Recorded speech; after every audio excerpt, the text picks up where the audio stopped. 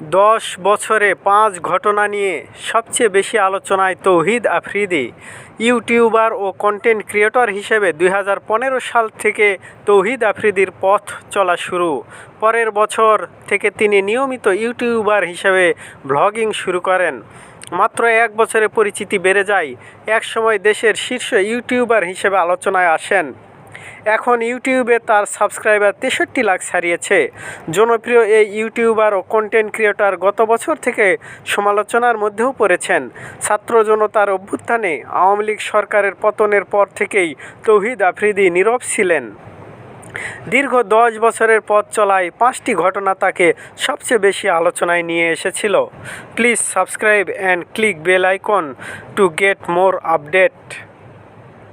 গত রোববার বিশেষ অভিযানে গ্রেপ্তার হয়েছেন কন্টেন্ট ক্রিয়েটর তৌহিদ আফ্রিদি। বরিশাল মহানগরের বাংলাবাজার এলাকা থেকে তাকে গ্রেপ্তার করে সিআইডি। রাতেই তাকে ঢাকায় আনা হয়। সোমবার তাকে আদালতে তোলা হয়। দিঘি ও তৌহিদ আফ্রিদি। দিঘির সঙ্গে প্রেম নাকি বন্ধুত্ব? তৌহিদ আফ্রিদি এবং মডেল ও চিত্রনায়িকা দিঘিকে প্রায় একসঙ্গে দেখা যেত। তাদের দুজনের আড্ডার ছবিও ফেসবুকে পোস্ট করা হতো। ইউটিউবে রয়েছে তাদের বেশ কয়েকটি ভিডিও। বেশ কিছু ছবিতে তাদের দেখা যায় রোমান্টিক ভঙ্গিতে। ছবিগুলো ভাইরাল হয়। এই নিয়ে খবরও প্রকাশিত হয়। আমাদের প্রায়ই দেখা হয়, আড্ডা হয়। মিডিয়ায় বন্ধুত্ব নিয়ে অনেক বেশি কথা হয়েই থাকে। এটা অনেকটা মন গড়া কথাও। সব মিলিয়ে আমি বলবো আফ্রিদি সবসময় ভালো বন্ধু ছিল, আছে, থাকবে। দেবের সঙ্গে তৌহিদ আফ্রিদি। ইউটিউবার হিসেবে তিনি ভারতের পশ্চিমবঙ্গের বাংলা ছবির নায়ক দেবের সাক্ষাৎকার নেন। সেই ভিডিওতে উঠে আসে দেবের অজানা নানা গল্প। শুধু তাই নয়, দেব তখন আফ্রিদিকে তার অফিস ঘুরে দেখান, কলকাতার নানা জায়গাও ঘুরান, খাওয়ান। এমনকি কলকাতার কয়েকটি আয়োজনেও দেব নিয়ে যান তৌহিদ আফ্রিদিকে। 5 বছর আগের সেই ঘটনাগুলো সামাজিক যোগাযোগ মাধ্যমে প্রকাশ পেলে আলোচনায় আসেন তৌহিদ আফ্রিদি। অনেকেই তখন জানতে চান কে এই তরুণ।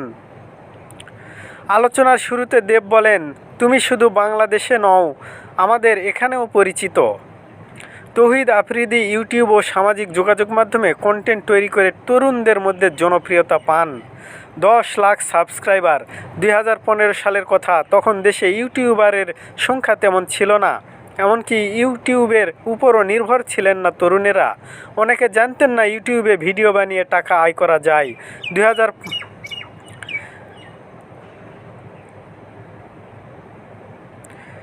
এক সময় তিনি দেশের তরুণদের মধ্যে সাবস্ক্রাইবার সংখ্যাও শীর্ষে ছিলেন।